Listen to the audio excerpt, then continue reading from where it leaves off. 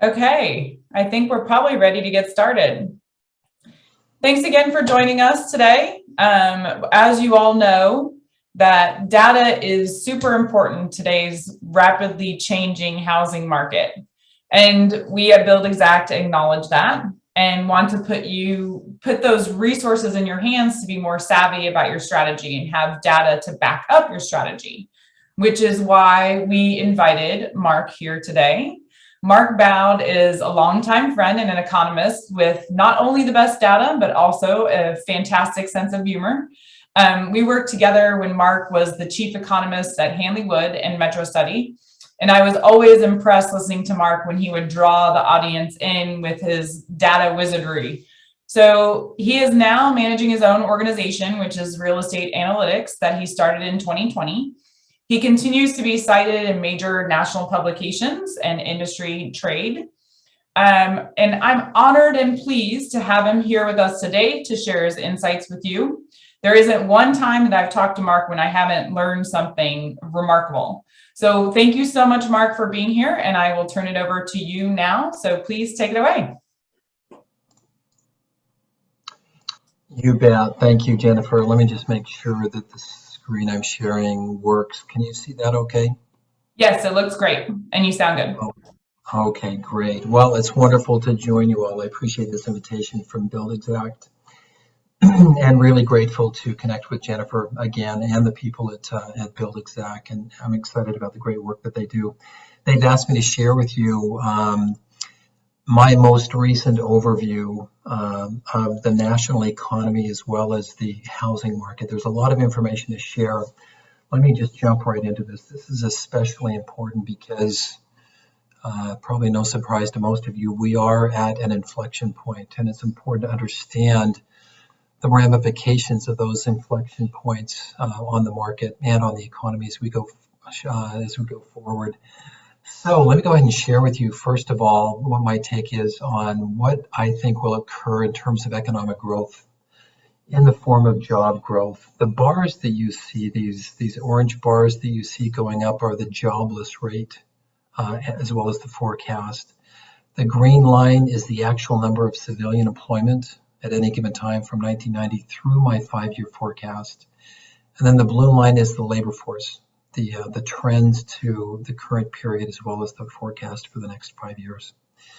And what you'll see is we've actually experienced quite a bit of job growth during the past 18 months as we've caught up and eaten into the deficit that was created, the huge job losses that were created in the spring of year 2020, at the beginning of the recession, when we hit about 15% unemployment. That unemployment has fallen all the way back down to 4%. And the overall job growth is likely to continue at a fairly healthy rate, though it will obviously slow, mainly because as we approach full employment, we're about there now, but as we reach that full employment threshold, it gets harder and harder to find workers. We're especially finding that now. Many of you have experienced that in the first degree. Let me share with you why I think the economy continues to expand. We don't see a recession anytime soon. And mainly the reason is because we've introduced so many new and upcoming and industries or expanded existing industries that will likely continue to grow. And of course, the first is pharma and life sciences.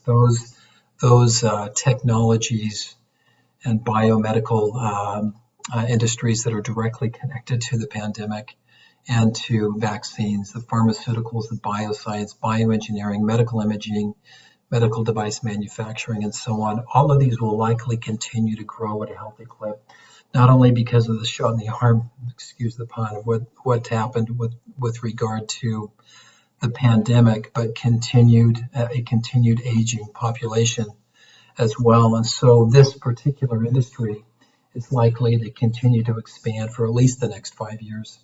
And then we also have economic drivers associated with clean infrastructure and clean energy. The government really doesn't even need to subsidize in order to continue to make this grow.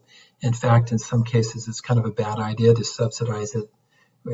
we'd be better off spending that money elsewhere in terms of infrastructure. There is some that we need to spend, but it's making enough money now. It's in the black for the most part, and so it'll continue to expand on its own. And what I mean by that is if you take these technologies, these various technologies that we've developed, CSP, offshore wind, onshore wind, solar, photovoltaic, all of them are already lower in cost than fossil fuels. Fossil fuels cost about 17 cents per kilowatt to generate electricity from that. Compare that to solar and wind, an average of 3 cents per kilowatt. It's much, much cheaper. Now, the reason we're not all there is because the infrastructure, the startup costs are rather high. The government can help a little bit with that. But overall, it just makes sense that the profitability associated with clean energy is so much better than fossil fuels over time that it will continue to expand. And that prompts an enormous turnover of equipment, of all kinds of things throughout the nation that will likely keep economic growth strong, not only for this industry, but the multiplier effect is fairly large.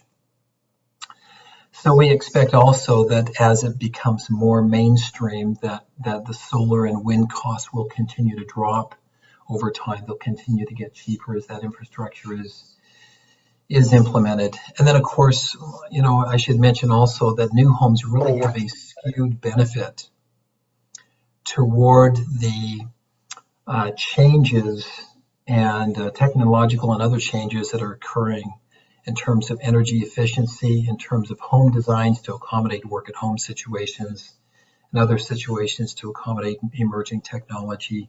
The garages will eventually go away as automated vehicles continue to be introduced.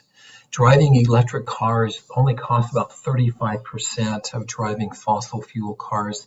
So that's another area where the government really doesn't need to heavily subsidize in order to make that grow. All companies, all automobile companies are already transitioning very rapidly to electric vehicles. And that transition, again, is likely to keep our economy strong. The autonomous vehicle efficiencies are much, much higher for freight, for delivery, for taxi services. There's an enormous draw or pull in order to get that technology to work in various industries. And it will likely occur in that order, first in freight, then in delivery, then in taxi services. And all of that is likely to create new high-paying jobs in these emerging technologies. All of this leads us to national housing starts and completions. I'll show you where we are on a monthly basis. What these blue bars show are total housing starts from 1990 to where we are about now. Those are these blue bars. Now I'm going to overlay that with green bars, which are the closings. And what you'll notice is that during recessionary periods, like for example from 2007 through 2009, 2010, we were completing them more so than we were starting them. Before that period, in the run-up to that recession, we were starting them at a faster rate than we were completing them. We hit parity somewhere in 2016, 2017, 2018, but look what's happened most recently. We're starting far more homes than we're completing them. That is a direct reflection of the difficulty in completing homes because of the supply pipeline issues.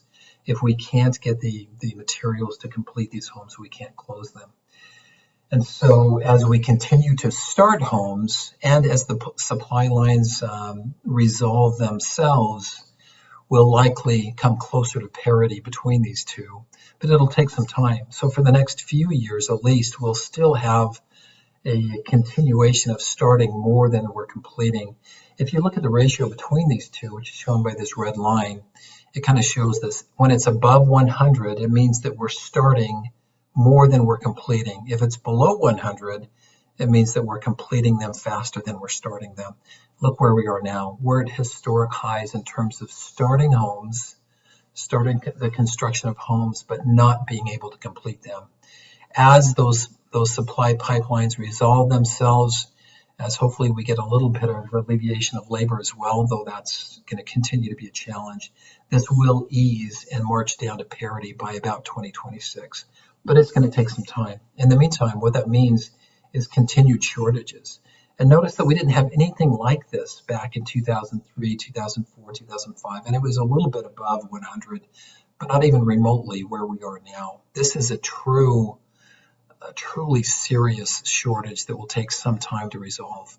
And because of that, the ramifications of that are that prices are not likely to collapse. Let me share with you my take on interest rates. In order to do that, every economist knows that the mortgage rates follow closely the changes in the 10-year Treasury yield. I mean, we've known that for decades. And so what I do is I look at the 10-year Treasury yield to really understand what's going on with mortgage rates. But you can't understand the 10-year Treasury yield without looking at inflation, because the 10-year Treasury yield tends to be influenced by inflation, by debt, by a few other things. But just concentrating on inflation, which is this purple dotted line that just showed up on the screen, this is what everyone's worried about. This inflation has shot up to in excess of 7% annually.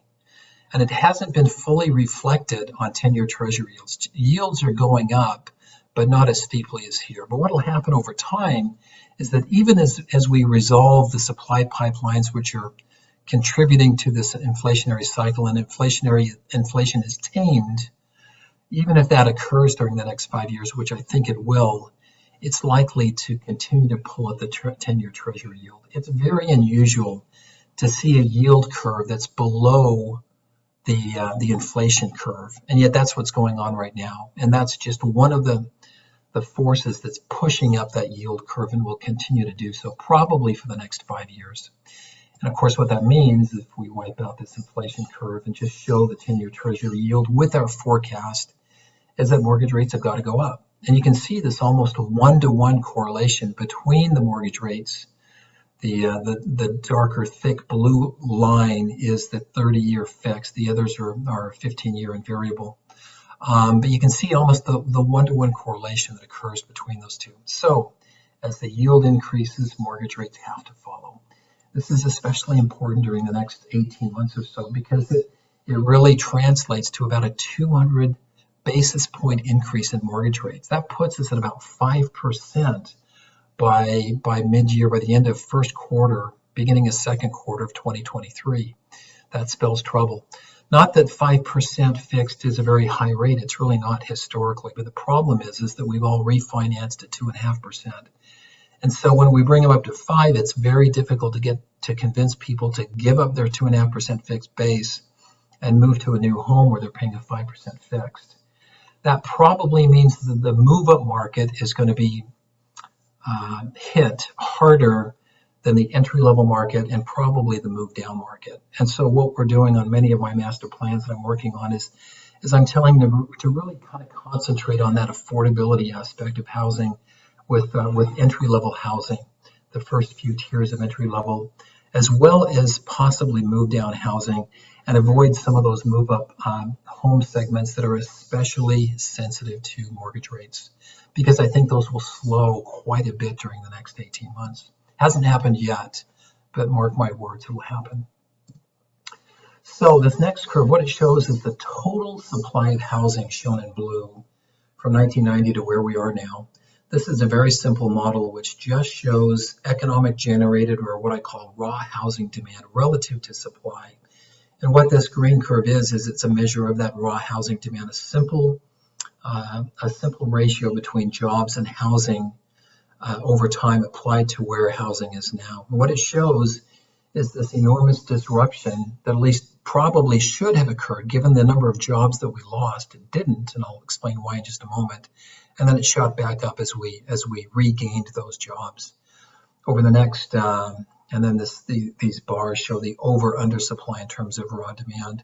Over the next 5 years, we're likely to continue into this period of undersupply. We won't be able to, even as we increase supply, we won't be able to match the level of demand that I think will generate relative to job growth.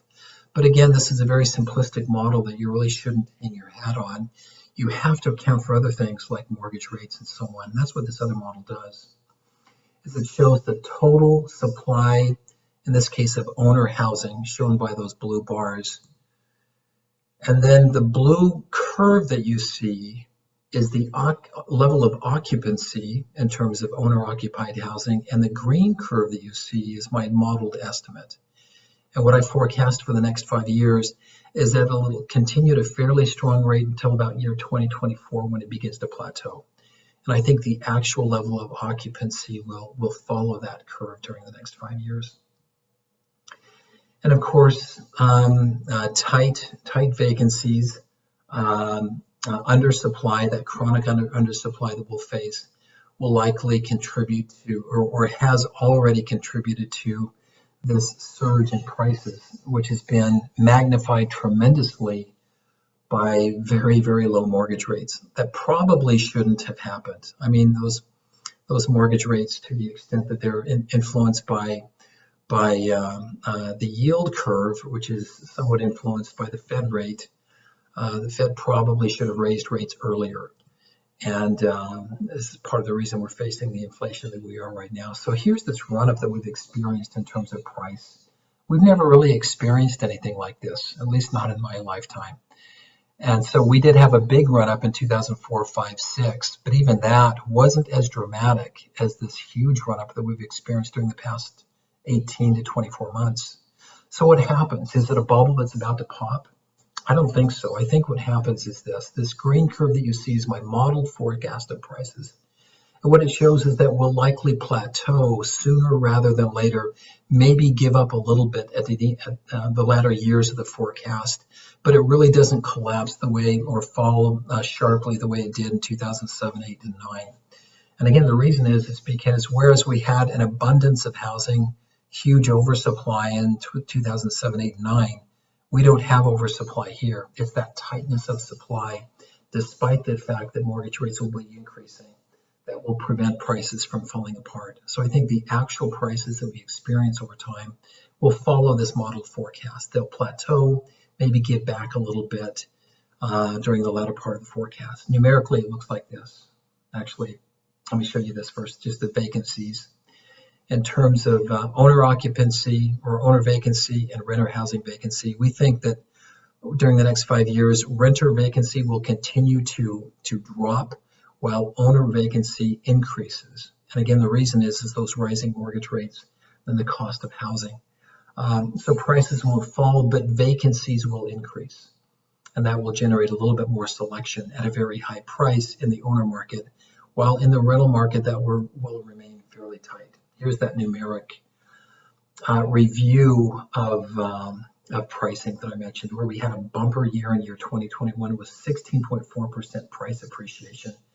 That measure, I've seen it as high as 19% by some entities, as low as 15% by others, but in all measures, it's been a record year in terms of price appreciation. This year, I have 7.5% fixed, or 5% appreciation, which is a little misleading because we've already really achieved that, and the rest of the year is likely to flatten out quite a bit. So year 2022 is a flattening year, but if you compare the flat year of 2022 to the sharp increase in 21, you can see why I show that 7.5% increase. Year 23, 1.7%. We give a little back, about 0.5% back in 24, 1% back in 25, and then it floats along at 0 in year 2026. That's my forecast for home prices. For rents, it will likely continue to march up. It'll tighten a little bit as we reach this plateau in terms of affordability.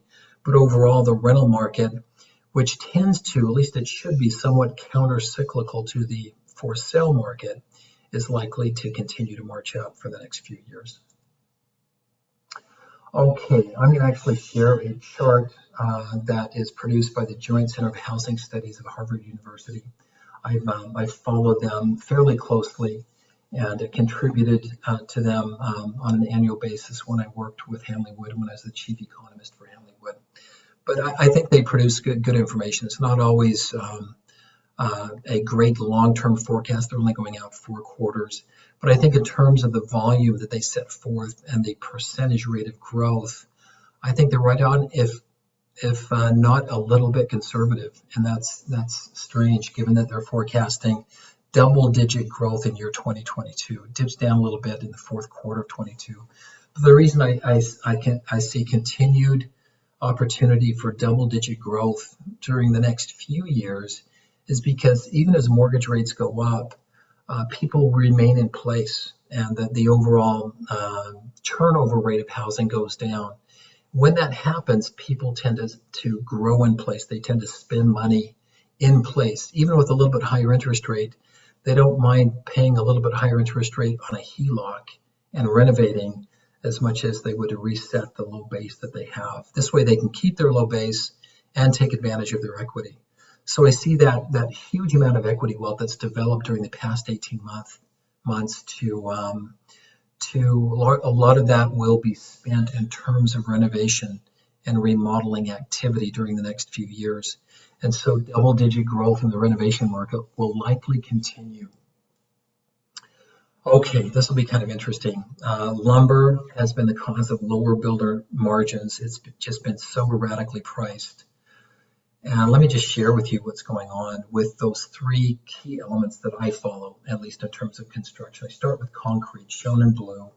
You can see what the trends are in terms of this indexed price from 1990 forward to where we are now. And it's picked up. It's been a fairly healthy gain in terms of concrete prices, the index of concrete prices, but not dramatically out of line with what we've experienced from 2004 forward. I'm going to overlay gypsum, which has been a little bit more erratic, especially lately, as we've seen a big surge in gypsum prices during the past few months. But look at lumber. I mean, lumber was actually fairly stable until just recently. And then it just went all over the board. It's been up and down and up and down. It dropped. By mid-year 2021, it looked like it was kind of reaching normalcy.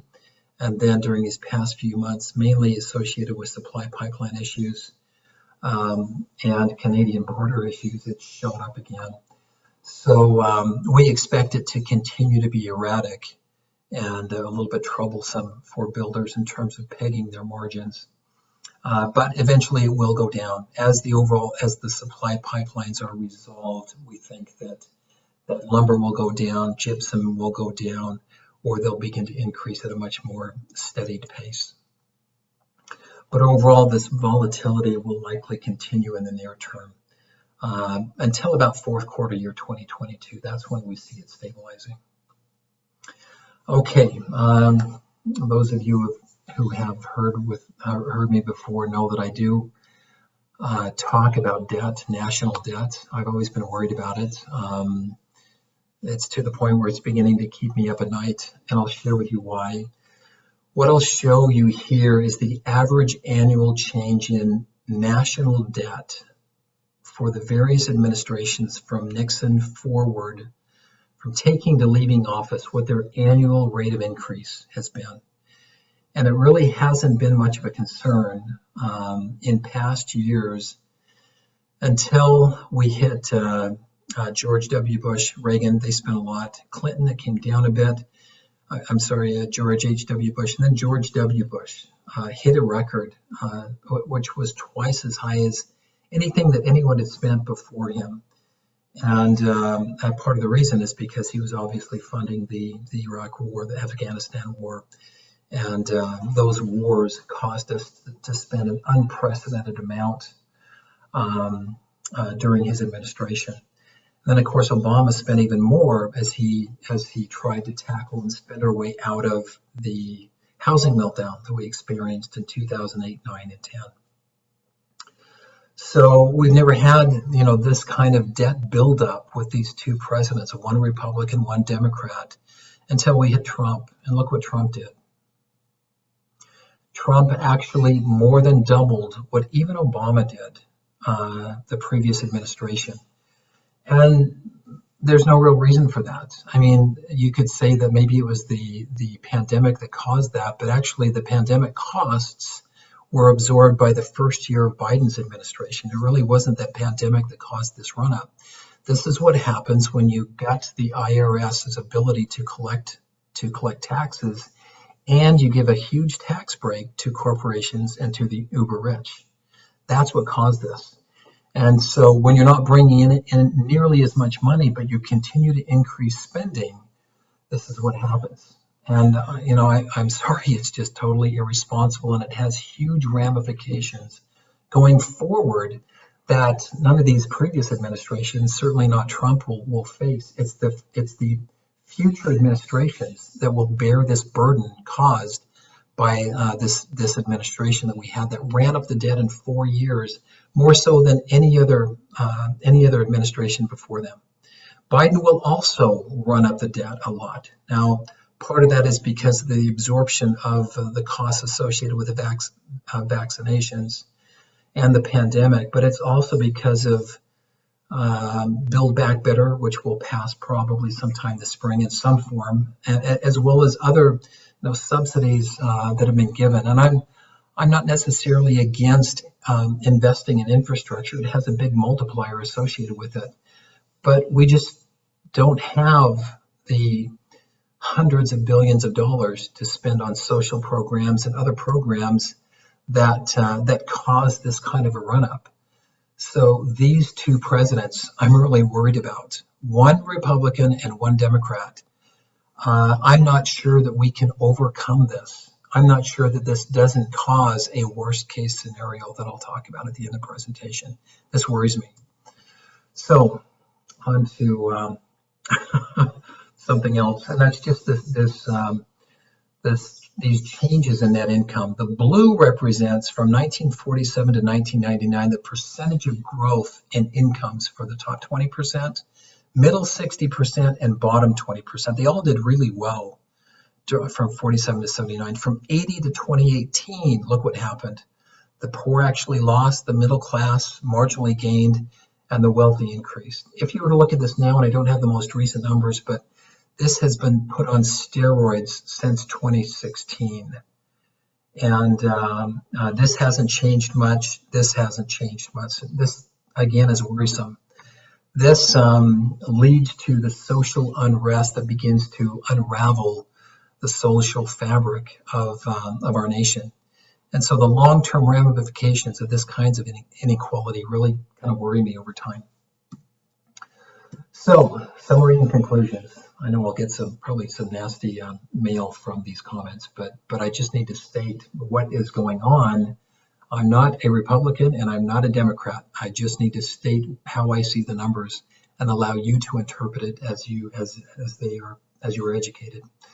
So, summary and conclusions. The economic cycle will continue to be fueled by pharma, life sciences, the conversion and turnover of energy, homes, automobiles, and so on. Housing starts will increasingly outstrip completions in the near term.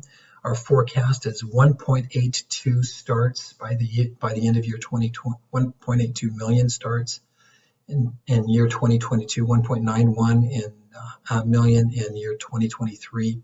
Housing completions begin to match starts by year 2025. Housing price appreciation will plateau during this year, during the next 18 months, and then turn mildly negative in year 24 and 25. Remodeling will likely continue to surge in the near term. The best case scenario, this is what I think will happen. This is the likely scenario, is that mortgage rates will rise during the next 18 months. Then they'll begin to plateau. They won't go down, but they'll begin to plateau and stabilize that thereafter. And we'll have to adjust to those rising rates. It's really these past 10 years that have been the anomaly in terms of low rates. But there's a worst case scenario out there. And that's caused by this enormous issue associated with public debt that we simply refuse to tackle as a nation. And that's hyperinflation. If all you need to do is look at what happened in Venezuela to know the social unrest that's caused by hyperinflation. We may be just experiencing the beginning of an inflationary cycle that would be caused by loss of confidence in the dollar.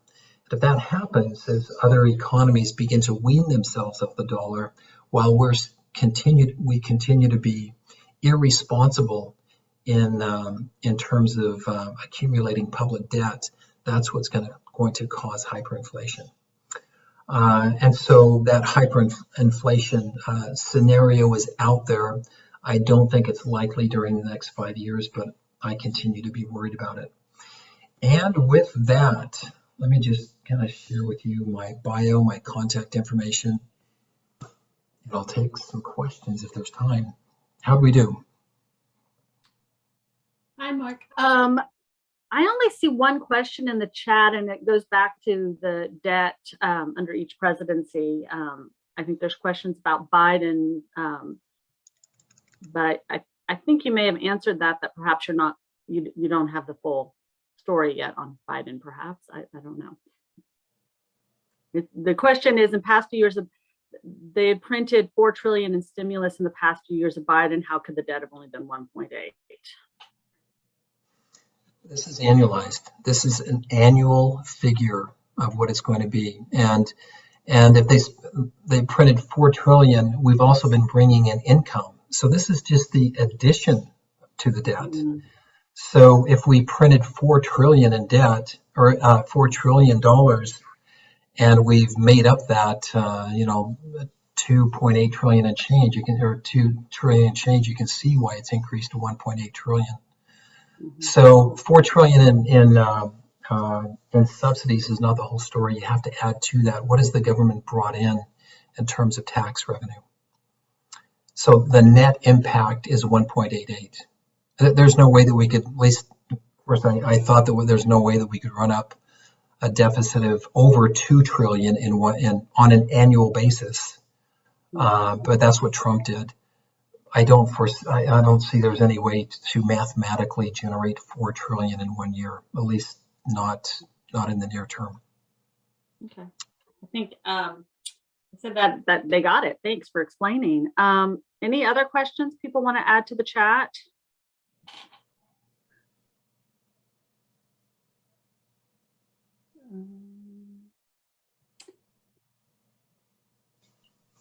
Oh, here I see something. Do we see any programs or other trends likely adding to the construction labor pool? Yeah, this is another question, great question that I'll have to answer a little delicately, but I'm going to answer it. And that is that we should be doing everything we can to bring in workers from out of our country. There are so many who want to immigrate to the United States, and we've shut the doors. There's so many skilled laborers who want to come in, as well as unskilled. And I'm not for illegal immigration, but I am for increasing legal immigration, getting these people on work visas and bringing them in here to take care of those lower rungs of the ladder in terms of wages and those jobs that we just can't fill. I mean, I'm also, so that's one way. I'm also for a staggered minimum wage. I don't think that these immigrants who are coming in should be paid $15 an hour like our citizens should. I think they should kind of earn that over time, and that there should be a gradual increase in their wages, legal wages, until they qualify for full citizenship and are able to then be paid full minimum wage. But I think it's crazy to apply a minimum wage to everybody, including illegal immigrants. We should be increasing immigration to resolve our labor issues. We should be doing that legally. We should be granting work visas far more than we are, and coming up with a system that brings them up to our level of living standards, and instead of just handing it to them on a silver platter, not giving them a chance to work for it over the years it takes to become a citizen. A little bit of a personal feeling there, but I think we've gotten ourselves into this mess. We could easily resolve the labor issues by bringing in more of our immigrants who want to be here. Mm-hmm. There's a question about, do you have any insights on Canada? Any thoughts on that?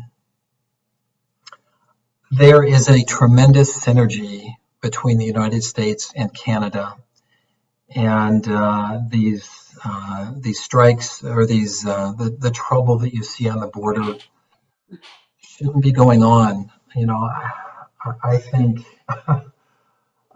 whenever you tell a United States citizen or a Canadian citizen, that they're mandated to do something, we tend to get upset. There's ways to get around that without forcing that upon us and completely messing up our trade relationships. So to me, we need to practice free trade with Canada and with Mexico and keep those borders open, especially with regard to trade. So I think Canada has continued opportunities for growth, but they have social issues and they have policy issues that kind of mess up their economic system the way we do, and they'll have some of the same struggles that we do in that regard. They're a smaller economy, and it doesn't take as much to damage their economy as it would ours. We have to make more of a concerted effort because their economy is so much larger. So they need to be a little bit careful in terms of the steps that they take to keep their economy going. I hope they continue to do that. I think these are very short-term issues that we're facing right now on the border. That trade will open up, and hopefully that relationship will continue strong and continue to increase Canada's ability to grow its economy. And I think there's tremendous potential for it to continue to grow for the same reasons I set forth for the United States. Here's a comment, or can you comment on the impact tariffs have on the lumber prices, if any? Yeah, so most of our lumber does come from Canada. And there are taxes and tariffs and such, but it should mostly be free trade between the two. I mean, we have agreements that resolve a lot of those tariffs. And so it's really a pipeline issue right now that's increasing those costs and not tariffs. But I'm a firm believer that we should not be applying tariffs to our materials, especially with Canada and with Mexico. And we largely don't. But to the extent that we have stumbling blocks in that trade for not only lumber, but all of those materials needed to keep the housing market going, we need to work hard to get rid of those. I think, again, these are short-term issues. I don't think that tariffs are as much of an issue as just cleaning up the supply pipelines and getting those to work again. So Russia and Ukraine conflict, assuming that it escalates, how do you anticipate it affecting the economy? Anything specific to the industry?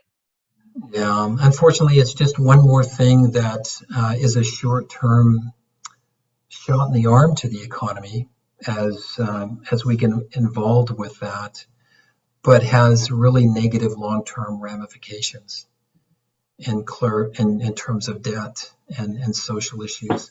My feeling is that we won't go to war. We will support Ukraine, but my feeling is that we'll handle this with trade embargoes and other things, which, by the way, hurt us. I mean, it hurts Russia, but it also hurts us. And it's a shame this is going on, but this is something else that I've always stated. We are in a period of the world's history where the unforeseen becomes more and more common, and this is just one of those wrenches that's thrown in the system that we'll have to deal with. I don't think it means war for the United States. I think it means reduced trade opportunities and conflicts in that way, but not necessarily arms, other than us supporting those who, the Ukrainians in their fight. And I'm not an expert on that by any means, but that's just kind of how I see it playing out. I think it has a marginal impact overall on the housing market. Those are all the questions that I see at this time. If anybody has anything, please add it into the chats or the Q&A. I think that's it, Mark. Well, good. Well, thank you very much. It's been wonderful to join you all. Hope to be able to do it again. Thank you so much, Mark, and thanks to everybody for attending. Thank you. And I'm sorry, just one more note. We are actually planning a webinar next week with Ken Pinto, who is a supply chain expert on March 1st at 2 p.m. So please register now to join that one. And then also we will be at the Oracle Market this week. So if you are attending, please stop by our booth. Thanks so much.